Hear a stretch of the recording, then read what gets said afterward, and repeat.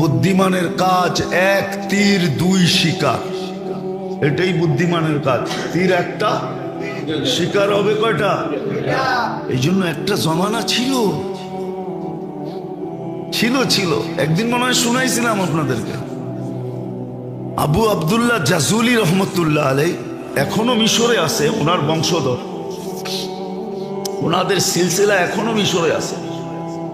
বড় আল্লাহওয়ালা ছিলেন। আরব ভূখণ্ডে এক বাক্যে ওনার জমানায় ওনাকে মানতেন। উনি একদিন বাহির হয়েছেন সফরে, আগে তো পায়দল সফর ছিল,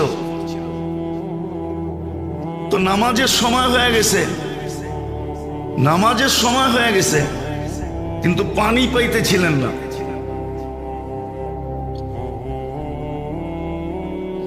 সময় সংকীর্ণ হইতেছিল, তালাশ করতে করতে কুয়াতোর সন্ধান মিলছে, কিন্তু কোনো বালতি পাইতেছিলেন না যে পানি উঠাবেন কি দিয়া। তো দেখতেছে ছোট একটা মেয়ে ওইখানে খেলতেছে, তো ডাইকা বলছে, মেয়ে আমাদেরকে একটা বালতি দাও। তো বলছে কেন? কুয়ার থেকে পানি উঠাবো, নামাজের সময় শেষ হয়ে যাইতেছে। তো মেয়ে জিজ্ঞাসা করছে, তোমার পরিচয় কি, কোত্থেকে আসছো? তো নাম বলছে আবু আব্দুল্লাহ আল জাজুলি, মিশর থেকে আসছি। তো মেয়ে অট্ট হাসি দিয়া মাটিতে লুটায় পড়ছে। তো বলতেছে, ওই মেয়ে, তোরে বলতেছি বালতি দে, নামাজের সময় চলে যেতেছে, আর তুই নাম শুই না লুটায় পড়তেছ হাসতে হাসতে মাটিতে। তো মেয়ে বলতেছে, এত বড় শাইখ, শাইখুন কাবীর, এত বড় শাইখ, সারা আরব ভূখণ্ডে তোমার নাম ফাইটা বেড়াইতেছে, ফাইটা যেতেছে, আর তুমি কুয়ারতে পানি উঠালে লেগা বালতি খুঁজতেছ, ঠিক না? এত বড় শাইখ হয়ে লাভ হইল কি? তো বলতেছে, চল শাইখ তোরে পানি উঠায় দিই। তো মেয়ে যায় কুয়ার ভিতরে থুতু দিছে, কুয়ার পানি উছলায়া উপরে উঠে গেছে। কয় শুধু উজু না, গোসলও কর। তো উনি উজু করে নামাজ পড়ছে। জিজ্ঞাসা করছে, ওই মেয়ে, তুই এত বড় বুজুর্গি পাইলি কি করা? বেশি কিছু না, আমি বকরি চড়াই আর সারাদিন আল্লাহ রসুলের উপরে দুরুদ পড়ি, দুরুদের কারণে আমি এই বুজুর্গি পাইছি। ওই দিন থেকে উনি নিয়াত করছেন যে আমি একটা কিতাব লিখবো দুরুদের উপরে। ওই কিতাবের নাম হলো দালাইলুল খায়রাত। উনি লেখছেন প্রতিদিনের এক দুরুদ, 7 দিনের 7 রকম দুরুদ, লম্বা। এক এক দিনেরটা পড়তে আধা ঘন্টার মতো লাগে, কিন্তু এটা পড়তে হলে এজাজত নিতে হয়, এজাজত ছাড়া পড়া যায় না, তাইলে আবার মাথা গরম হয়ে যাবে। হইতে পারে লুঙ্গি খুইলা পাগড়িও বানতে পারে, এটা এত জালালি। তো এই জন্য ওটা এজাজত নিতে হয়, যার এজাজত আছে তার কাছ থেকে এজাজত নিতে হয়। হ্যাঁ, অহংকার করে বলতেছি না, বুঝানোর জন্য বলতেছি। আলহামদুলিল্লাহ এজাজতও আছে, বহুত দিন ধরে আমলও আছে। হ্যাঁ হ্যাঁ, আমার কাছে এজাজত আছে, অহংকার করে বলতেছি না। তো যেটা বুঝাইতেছিলাম যে এক জমানা ছিল বাচ্চা পর্যন্ত কি পানি উঠাইতে বালতি লাগতো না, থুতু দিলেই পানি উছলে উপরে আসতো। আজকে তো বুড়াও পারে না, ঠিক না? আজকে তো সাইকুল হাদিসও পারে না, আমিও পারি না। আমি যে পারি এমন না, আমিও পারি না। আজকে তো সাইকুল হাদিসও পারে না। আজকে তো পিরানে পীর যারা নিজে করে বলে ওরাও পারে না। ওই জমানায় তো বাচ্চা পারতো, ওই জমানায় বাচ্চা পারতো, মহিলা পারতো, পুরুষ পারতো। কিতাব উঠান, দেখেন না, কেরামতুল আউলিয়া দেখেন, পাবেন। হ্যাঁ, শাহজালাল রহমতুল্লাহ আলাই মুসল্লায় সুরমা পার হয়ে দেখায় দিছে দুনিয়াকে, কিয়ামত পর্যন্ত স্বর্ণ অক্ষরে লেখা থাকবে, না থাকবে না? হ্যাঁ, দেখায় দিছে। সত্য এটাই, সত্য। ভালো মতে ধ্যান দিয়া কিন্তু শয়তান আমাদেরকে ধ্যান দিয়ে শুনতেও দেয় না, কেননা জানে একটা পর্ব থাকে। যখনই কোনো খোঁচা দেখবেন তখন মনে করবেন এই পর্বটা কবুলিয়াতের ছিল। এই জন্য শয়তান খোঁচা মাইরা সবাইরে পিছের দিকে দেখায় দিছে। আর যদি চুপচাপ বসে থাকতো তাহলে হয়তো হইতে পারতো এই কবুলিয়াতের সময়টা আমার উপরে পতিত হতো। এই সময়টাই ছিল সোনা হওয়ার, আমি সোনা হয়ে যেতাম, কিন্তু শয়তান খোঁচা মেরা দিছে। কেননা শয়তান তো দেখে, আপনি আর আমি দেখি আর না দেখি। নাইলে বিদায় হজে আল্লাহর রসুল কেন বলতেন মুজদালিফায় কান্নার ভিতরে হাসা দিছেন? তো বলছি ইয়া রাসূলুল্লাহ, কান্নার ভিতরে হাসি তো আমার দোয়া কবুল হয়ে গেছে। শয়তান যাই না, ও যাইনা গেছে বিদায় মাথায় যেভাবে মাটি মারতেছে আর কপাল মাথার জমিনের ভিতরে দুকাইতেছে, ওর দৃশ্য দেখে আমার হাসি আয়া পড়ছে। তো জানে কোনটা কবুলিয়াতের মুহূর্ত। এই জন্যই আপনি করে মাঝে মাঝে খোঁচায়, কাউকে দেখা যায় দরজা ভাঙ্গা ঢুকায়, আবার ও আবার ড্যাঙ্গাইতে ড্যাঙ্গাইতে সামনের দিকে আইতে থাকে। এগুলো সব কবুলিয়াতের সময়। ওই সময় শয়তান উশৃঙ্খলা পয়দা করে। তো যেটা বুঝাইতেছিলাম মেরে দোস্ত, ভালো মতে বোঝেন, কাজে দিবে। জীবনের বরফ গলা যাবে, একজনকে শুধু একটা দিয়ে আল্লাহ ফাঁসায় দিবে। হাদিসে আছে, এক ব্যক্তিকে কিয়ামতের দিন বলবে আমি খাওয়া চাইছিলাম, খাওয়াও নাই। আজকে যদি খাওয়াইতা তুমি ওই সময়, তাহলে ওই যে দেখো আমার বুপে মানুষ খাইতেছে 70 হাজার আইটেম, তোমাকেও খাইতে দিতাম। শুধু এক দিনের একটা আমল দিয়া ফাঁসায় দিবে। তো বন্দা বলবে আপনি কখন খাইতে চাইলেন? আপনি চাবেন আমি দিব না, এটা তো হইতেই পারে না। তো আল্লাহ চিত্র তুলা ধরবে, চিত্র। এই যে দেখো ভিক্ষুক হাত পাততেছে আমার নামে, যে এক লোকমা খাওয়ায় দাও। তুমি তাড়ায় দিছিলা, ওকে খাওয়ায় দিলে আমাকেই খাওয়ানো হইতো, আজকে আমিও বুপে খাইতে দিতাম। এক আমল দিয়া ফাঁসায় দিবে, যাও আজকে সড়ক। আরেকজনকে আনবে, বলবে তোমার কাছে আমি কাপড় চাইছিলাম, তুমি আমাকে কাপড় পরাও নাই। তো বলছে আল্লাহ আপনি কাপড় চেয়েছেন আর আমি পরাই নাই, এটা হয়তো হয় কি কইরা? তা আল্লাহ আবার চিত্র আনবে, যে ভিক্ষুক বলছিল আল্লাহর নামে একটা কাপড় পরায়া দাও, তুমি পড়াও নাই, ধাক্কা দিয়ে বাইর করে দিছো। ওকে পড়াইলে আমি আজকে তোমাকে জান্নাতের এই পোশাক পরায়া দিতাম। এক আমল দিয়া ফাঁসায়া দিবে।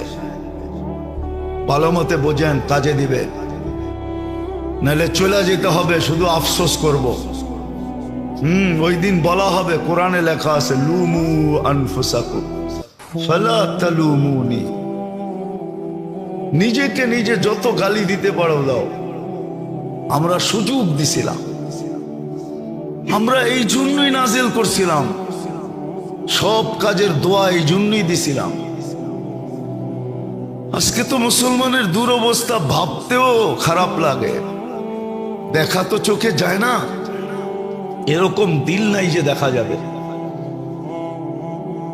আমি ফিলিস্তিনের অবস্থা আজ পর্যন্ত শুধু এক নজর দেখার পরে দ্বিতীয় দেখার মতো দিল আমার ভিতরে নাই, দেখতেও পারি না। চিত্র শুধু একবার যদি ভুলে পড়ে গেল চোখ, কসম খোদার দ্বিতীয়বার দেখলে মনে হয় যে আমারটাই বাইরে হয়ে চলে যাবে। মন এরকম হয়ে গেছে, সহ্য হয় না। মুসলমানের দুরবস্থা ভাবতে গেলেও এখন সারা রাত্রের ঘুম উড়া যায়। সত্য এটা। কেন এই দুরবস্থা হবে?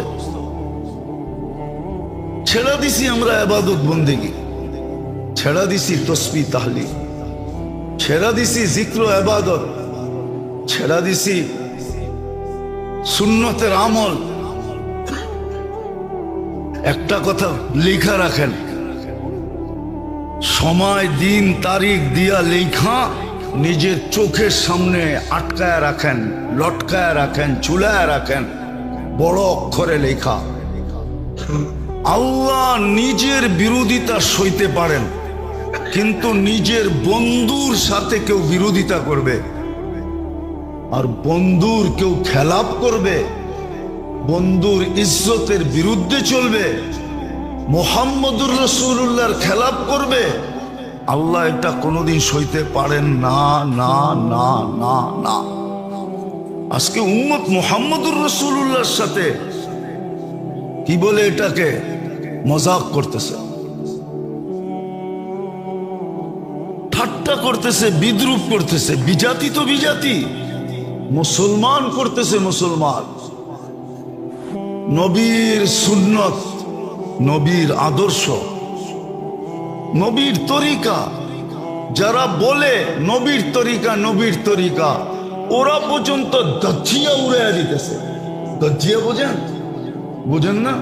হ্যাঁ, এটা ঢাকা পাবলিক উর্দুও বোঝে না। ওরা পর্যন্ত তুলা যেরকম উড়াইয়া দেয় এরকম উড়াইয়া দিতেছে। শুধু রাখছে তো দাড়িটা, রাখছে তো টুপিটা, না মুআমেলায় আছে, না মুআশারায় আছে, না আখলাকে আছে, না বিয়েতে আছে, না শাদিতে আছে, কিচ্ছুতে নবীর তরিকা নাই। আপনি নবীর তরিকার খেলাফ চলবেন, কয়েকদিন চলে যেতে পারবেন নিজের মনকে সান্ত্বনা দিয়া যে আমি তো আয়নায় মাঝে মাঝে দেখবেন। এই জন্য দেখবেন বেশিরভাগ যারা পাগড়ি পড়ে না, ওগুলো লোকে জ্যাবে একটা আয়নাও থাকে, কেননা পাগড়ি বাঁধতে আয়না লাগে তো, নাইলে এটা সুন্দর মতো বান্ধা হয় না। শুধু সান্ত্বনা দিতে পারবেন, আমার কথায় রাগ হয়ে যান না। আজকে নবীর তরিকা আমরা উড়াইয়া দিছি। আমরা সুখে থাকি কি করে, শান্তিতে থাকি কি করে? আল্লাহর হুকুমের নাফরমানি আল্লাহ মাইনা নিতে পারে, কিন্তু বন্ধুরটা মাইনা নিতে পারে না। আছে দুনিয়াতে প্রবাদ বাক্য আছে যে তুই আমাকে একা একই জুতা মারতি, আমার কোনো আপত্তি ছিল না, আমার সামনে আমার মেহমানের সাথে কেন এটা করলি? এটা সমাজে প্রচলন আছে। আল্লাহ বন্ধুরটা সইতে পারে না। তো যেটা বুঝাইতেছিলাম, দেখি বুঝে আসে কিনা। ইবাদত বন্দেগী এই জন্য যেন আত্মার প্রয়োজন মিটে, তাসবিহ তাহলিল এই জন্য যেন আত্মার প্রয়োজন মিটে, জিক্র ইবাদত এই জন্য আত্মার প্রয়োজন মিটে। এক সময় ছিল, এটাই কোরআন প্রশংসা করছে, ফালিয়াতানাফাসিল মুতানাফিসুন। এক সময় প্রতিযোগিতা ছিল, আর কোরআনে এটারই হুকুম আসছে, তানাফাসু বিল বিররি ওয়াত তাকওয়া। প্রতিযোগিতা লাগাও, এটার ভিতরেই প্রতিযোগিতা করো। কিন্তু আজকে প্রতিযোগিতা নাই। আজকে কেউ বসতেই চায় না, মানতেই চায় না, অথচ চিৎকার দিতেছে আমি নির্যাতিত, আমি নির্যাতিত। একদিনও ভাবে না আমি কেন নির্যাতিত, আমি কেন নিষ্পেষিত, আমি কেন ঘৃণিত, আমি কেন দীক্ষিত, আমি কেন অবহেলিত। বলেন মুসলিম শাসকরা কোন ট্যাবলেট খাইছে? অথচ দুনিয়ার মাসলা হল করতে হলে, হ্যাঁ, দুনিয়ার মাসলা হল করতে হলে 2 মিনিটের দরকার ছিল। মুসলিম সমাজের মাসলা হল করতে হলে 2 মিনিটের সময়।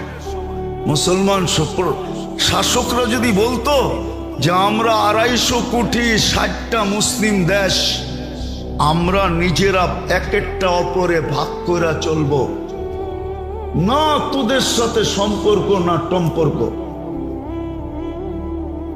তোমাদের যখন পিরিত 2 কোটির সাথে, 200-250 কোটির সাথে না, তো 2 কোটি লয়ে পড়ে থাকো।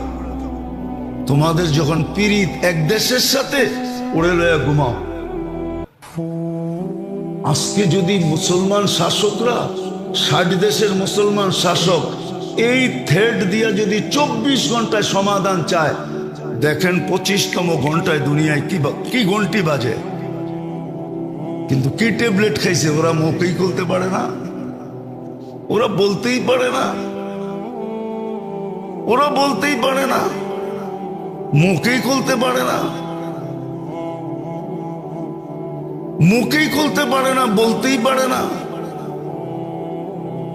আল্লাহ তো চোখ দিয়ে আঙ্গুল দিয়ে দেখাইতেছে। আচ্ছা আপনারা বলেন, আপনাদের ঘরে ব্যবহৃত যত কাপড় আলমারিতে আছে, 2-4-5 বছর কাপড় না কিনলে চলবে না? চলবে না? না ল্যাংটা থাকবেন, না ল্যাংটি পড়বেন? চলবো না চলবো না? বুকে হাত দিয়ে বলেন তো, সবাই চলবে? চলবে না? তাহলে আপনি 5 বছর না কিনলেন, কিনবই না। 5 বছর পরে দেখা যাবে তোমরা সাইজ হইলে কিনবো, নাইলে কিনবো না। কেন? আমাদের কাছে মাসলা আছে, ওদের কাছে মাসলা নাই। আমাদের কাছে মাসলা আছে, কাপড় সিলায়া পড়া যায়, আবার সুন্নত কি কি কি, আবার সওয়াবও মিলবে, আবার নবীর সুন্নত আদায় হবে, সাহাবাদের সুন্নত আদায় হবে। কিয়ামতের দিন ওনাদের সামনে সাথে হাসর হবে। ওগু কাছে মাসলা নাই, আম্মু কাছে তো মাসলাও আছে, সিলায়া পড়ন যায়। কি আগে তো পড়তোই, মা চাচি করে দেখছি শাড়ি সিলা গেলে সিলায়া পড়তেন। হ্যাঁ, একবারে না পারলে স্বামীকে বলতেন এখন আর পারা যায় না, দেখো চেষ্টা করে একটা শাড়ি আনতে পারো কিনা। তখন স্বামী একটাই না দিছে। এখন তো প্রতি মাসে কয় আসে দিকে কি হয়েছে, বান্ধবী সান্ধবী দেখো না, ওরা ম্যাচিং করে দাওয়াতে যায়, আমি ম্যাচিং করে যাব না। এই জন্য যত দাওয়াত তত ড্রেস, ঠিক না? হ্যাঁ সত্য তো? হ্যাঁ, অসুবিধা নেই, আমার কাছে যুক্তি আছে, আমি যুক্তি দিয়ে মিলাই দিতেছি আপনাদেরকে। মুসলমান 10 বছর না কিনলেও চলবে, কিন্তু ওগো চলবে না। কেননা ওদের সিস্টেম নাই ব্যবহৃত কাপড় আলমারিতে রাখার। ওদের সিস্টেম হলো ব্যবহৃত কাপড় ডাস্টবিনের মতো বক্স রাখা আছে রাস্তায়, ওইটায় রাখো। কিদা বিদা ওরা না কিনলে 2 দিন পরে ল্যাংটা। কি 2 দিন পরে? নাইলে বিকেনি পড়া করতে হইব। আমরা কাপড় পরেই ঘুরব, কিন্তু কি ট্যাবলেট খাইছে আমার শাসকরা এটা তো জানি না। মুসলিম জগতের লিডাররা কোন ট্যাবলেট খাইছে, কোন ট্যাবলেট খাইয়া ফেলছে ওরা জানি না। যে ওরা একও হইতে পারে না, মুখ খুলা বলতেও পারে না। এক হয়ে যদি মুখ খুলা বলতো, হ্যাঁ হায় হায় কবে যে কে আসবে আর মুসলিম লিডার করে শিখাবে, আর বুড়ির মতো একদিন ওরাও চিৎকার দিবে, যেমন বুড়ি চিৎকার দিতেছিল রাদিতা মিন দুররিহা ওয়া গাদারতা ফিহা ফামান আম্বাকা আন্না আবাকা যিবু। লম্বা কাহিনী। বকরির দুধ খায় বলে বাঘ বড় হয়েছে, আর বকরির আওয়াজই দিতেছিল, বকরির সাথেই ঘুরতেছিল। একদিন ঘুরতে ঘুরতে আরেক বাঘের সামনে যখন পড়ে গেছে, তো বাঘ ওর চোখ খুলা দিছে, আরে তুই কেন ওদের সাথে ঘাস খাস, ওদের মতো আওয়াজ করস, আর ওদের লোকে ঘুরা বেড়াস। তো বলছিল যে এদের দুধ খেয়েই তো আমি বড় হয়েছি। হইলে কি হয়েছে, তুই আসল মজা তো দেখোসই নাই। তোর ডাক এটা না, তোরে ডাক শিখাইয়া দিছে। বলছে আমার খাওয়া, আমি একটা মাইরা তোরে দেখাইতেছি। তো মাইরা যখন রক্তে মুখ লাগায় দিছে, খায়া দেখে ঘাসে আর কি মজা, রক্তে তো আরো মজা, গোশতে তো আরো মজা। তো দুইজনে মিলা পুরা বকরির পাল সাফা করে দিছে। তো বিকাল বেলা বুড়ি আইসা দেখতেছে সব পুরা আছে, ওই বাঘের বাচ্চা নাই। তো বুড়ি চোখের পানি মুছতেছে আর বলতেছে আরবিতে কবিতা, রাদিতা মিন দুররিহা ওয়া গাদারতা ফিহা। এর স্তনের দুধ খাই তো তুই বড় হইলি, হায় তুই এদের সাথে গাদ্দারি করলি কি করে? ফামান আম্বাকা আন্না আবাকা যিবু। তোকে কে বইলা দিল যে তোর বাপ দাদা বাঘ ছিল? তা আমার শাসকদেরকে কে বুঝাবে, কোন দিন আইসা কে বুঝাবে যে তোমরাও ছিলা? আজকে তো ট্যাবলেট খায় মুসলিম জগতের শাসকরা পড়া আছে, নাইলে ফিলিস্তিনের মাসলা, মুসলমানের মাসলা 2 ঘন্টার ব্যাপার না, সারা দুনিয়া তোলপাল করে দিতে পারে মুসলমান। অস্ত্র দিয়া না, সৈন্য দিয়া না, শুধু যুক্তি আর বুদ্ধি দিয়া।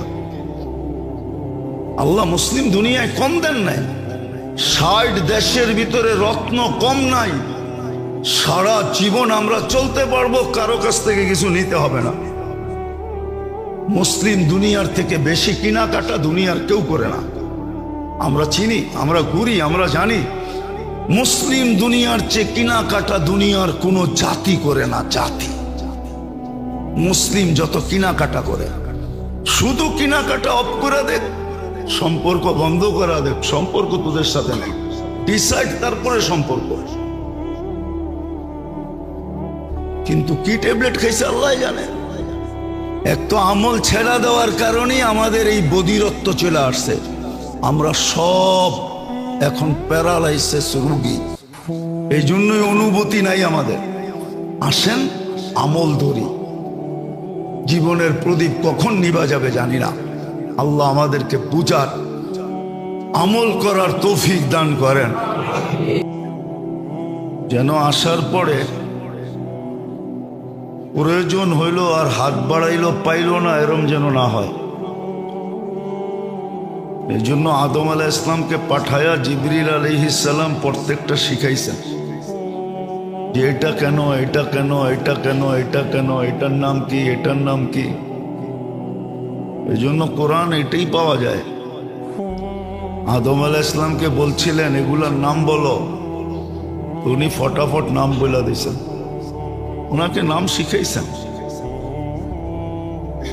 তো আল্লাহ ব্যবস্থা করি আমাদেরকে পাঠাইছেন। চিন্তা করার বিষয়, একটা ছেলে জন্ম নেওয়ার পরে মার বুকে দুধ আসে না, মার বুকে দুধ অনেক আগেই আসে। ছেলে এখনো আসে নাই, সন্তান এখনো আসে নাই, কিন্তু দুধ চলে আসছে, যেন সে পা রাইখাই দুধে চুমুক দিতে পারে, মুখ দিতে পারে। কিভাবে দুধ চাইনা নিতে হয়, বাচ্চা পা রাখতে দেরি, জমিনে আল্লাহ শিখায়া দিতে দেরি করে নেয় যে মার দুধ টাইনা কিভাবে মুখে নিতে হয়। আল্লাহ শিখায়া দিছেন, নাহলে বাচ্চা শিখে নেয়। আল্লাহ শিখায়া দিছে, ও মুখে নিয়ে গদগদ গদগদ করে টানতে থাকে, ঠিক না? আমরা এরকমই টাইনা টাইনা নিয়েছি, ঠিক না? আল্লাহ শিখায়া দিছেন। তো দেহের যা প্রয়োজন, এটা দেহ আসার আগেই অস্তিত্ব হয়ে যায়। কিন্তু দেহের ভিতরে যে রূহ আছে, রূহ, ওটার কি প্রয়োজন? ওটার উপাদান কোথায়? ওটার উপাদান কি? ওটাও কি জমিন থেকে উৎপাদিত, না আকাশ থেকে অবতরণকৃত? দেহেরটা জমিন থেকে উৎপাদিত, এটা মানি। তরুর ভিতরে আছে, লতার ভিতরে আছে, পাতার ভিতরে আছে, ফুলের ভিতরে আছে, ফলের ভিতরে আছে, এমনকি মাটির ভিতরে পর্যন্ত রেখা দিছেন। এমন মাটি আছে যেটা মানুষের শরীরের জন্য প্রয়োজন, প্রযোজ্য ছিল, এক জমানা ছিল আমাদের দেশে। বর্তমানের মতো তো শ্যাম্পু শুম্পু আগে ছিল না, সাবান সুবানও ছিল না। হ্যাঁ, আপনারা দেখেন নাই, এক জমানা ছিল চুল ধুইতো মাটি দিয়া, মহিলারা মাটি দিয়া চুল দিত, মাটি পাওয়া যেত। আজকে চুল যতটুকু শ্যাম্পু দিয়ে সুন্দর না হয়, ওই যুগে মাটি দিয়ে এর চেয়ে সুন্দর হইতো। এখন তো বিয়ে শাদিতে চুল দেখে না, এখন দেখে শিক্ষিত শিক্ষিত বাপের টাকা পয়সা কতটুকু আছে।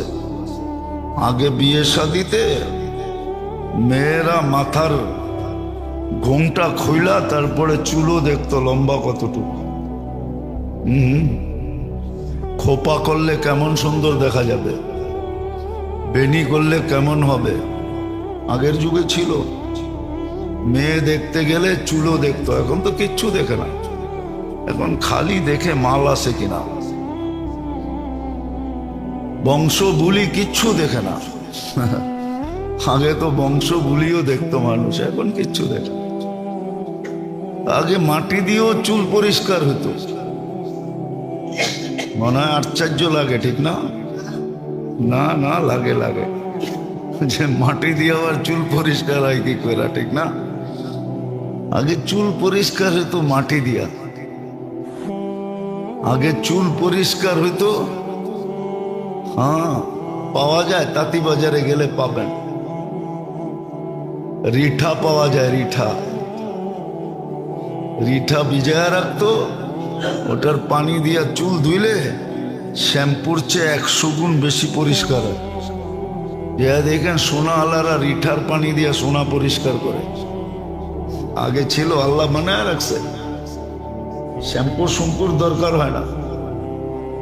রিঠা দিয়া আগে পিঠা ভিজায়া রাখতো, ওটার পানি দিয়া ফেনা হয়। যা দেখেন তাঁতিবাজারে সোনা আলারা সোনা পরিষ্কার করে রিঠা দিয়া, সবচেয়ে সুন্দর পরিষ্কার হয়, কালারও চকচকা হয়, সোনার আসল কালার বাইরে যায়। তো আগে রিঠা দিয়া পরিষ্কার করতো। আল্লাহ গাছে রিঠা বানায় রাখছে। তো বুঝানোর জন্য বলতেছি, দেহর সমস্ত উপাদান যা প্রয়োজন মাটির ভিতরে গচ্ছিত, মাটির থেকে উপার্জিত, মাটির থেকেই তৈরি হয়, উৎপাদিত হয় মাটি থেকে। কিন্তু আমাদের দেহ বোঝানো উদ্দেশ্য না, বোঝানো উদ্দেশ্য হলো আত্মা। আত্মারও প্রয়োজন কি দিয়া মিটবে? এটাও কি জমিন থেকে উৎপাদিত? না না না, এটা জমিন থেকে উৎপাদিত না। বরং দেহ যেই জায়গার থেকে, আত্মা যেই জায়গার থেকে আসছে, দেহ যেই জায়গার থেকে আসছে তার প্রয়োজন ওই জায়গার থেকে উৎপাদিত হয়। আর আত্মা উপর থেকে আসছে। হ্যাঁ, জমিনের কোনো জিনিস এত সিক্রেট না, আত্মারটা যত সিক্রেট ভাবে আসছে, দেহটা এত সিক্রেট না। হ্যাঁ মানি আমি, প্রত্যেকটা বীজের উপরে এক একটা ফেরেশতা নির্ধারিত থাকে, কিন্তু আত্মার জিনিসগুলা ওহির মাধ্যমে আসছে, ওহির মাধ্যমে আসছে। কখনো কখনো ওইটা আনতে যায়া 70,000 ফেরেশতাকে গার্ড পর্যন্ত দিতে হয়েছে। কিতাবে আছে, সূরা নাজেল হওয়ার সময় 70,000 ফেরেশতা গার্ড দিয়ে নিয়ে আসছে, কিতাবে পাওয়া যায়। তো সহজ ভাষায় বুঝাইতে চাইতেছি, যদি আল্লাহ করে বুঝে আসে, বুঝে আসার প্রয়োজন আছে, নাইলে কিন্তু প্রত্যেকটা পানির ফোঁটার হিসাব দিতে হবে। হ্যাঁ, যদি নিতে যান, যদি আল্লাহ কাউকে সম্মুখীন করে দিলেন, তাহলে ওকে মিলায় দিতে হবে 60 বৎসরে কতগুলা পানির ফোঁটা পান করছে, মিলায় দিতে হবে। কয়টা দানা বক্ষণ করছে এটাও মিলায় দিতে হবে, কয়টা শ্বাস নিছে আর ছাড়ছে এটাও মিলায় দিতে হবে। এগুলা সব নেয়ামতের অন্তর্ভুক্ত। লা তুসআলুন্না আনিন নাঈম ওয়া মান ইয়া'মাল মিসকালা যাররা, যাররারও হিসাব মিলিয়ে দিতে হবে। আল্লাহ না করুক না করুক, আমাদেরকে ওই হিসাবের সম্মুখীন না করেন, তাইলে কিন্তু 50,000 বৎসর লেগে যাবে। মিলায় দিতে হবে, এটা সত্য। নেয়ামত আল্লাহরই ভোগ করি, সারাদিন নুন আল্লাহর খাই, বিদায় ভাবতে হবে, চিন্তা করতে হবে। আবার রিকভারির পদ্ধতিও দিয়া দিছেন, আর এই উম্মতের জন্য সহজ ভাবে দিছেন। এত সহজ কোন উম্মতের জন্য করেন নাই, কোন নবীর উম্মতের জন্য করেন নাই, জাতির জন্য করেন নাই। আমাদের জন্য যেরকম সহজ করছেন, একবার পড়লে 12 ঘন্টায় যত নেয়ামত ভোগ করবে সব শুকরিয়া আদায় হয়ে যাবে। সকালে যদি পড়ে তো সন্ধ্যা পর্যন্ত, সন্ধ্যায় যদি পড়ে তো সকাল পর্যন্ত। এজন্যই বলছিল, এজন্যই কিতাবে হুকুম আসছিল, লোকমা নেওয়ার আগেও আলহামদুলিল্লাহ বলো যে আমি হাত দিয়ে উঠে নিতে পারতেছি। বহুত মানুষ আছে হাত আছে উঠাইতে পারে না, আরেকজনে চামচ দিয়ে খাওয়ায় দিতে হয়। নিতে পারতেছি, এই জন্য আলহামদুলিল্লাহ বলা উচিত ছিল। বহুত মানুষ আছে দুনিয়াতে লোকমা আটকায় মরে গেছে, লোকমা আটকায় গেছে আর রু বাহির হয়ে চলে গেছে। আর আমি যে ভিতরে নিতে পারলাম এটার জন্য আলহামদুলিল্লাহ পড়া উচিত ছিল। আলহামদুলিল্লাহ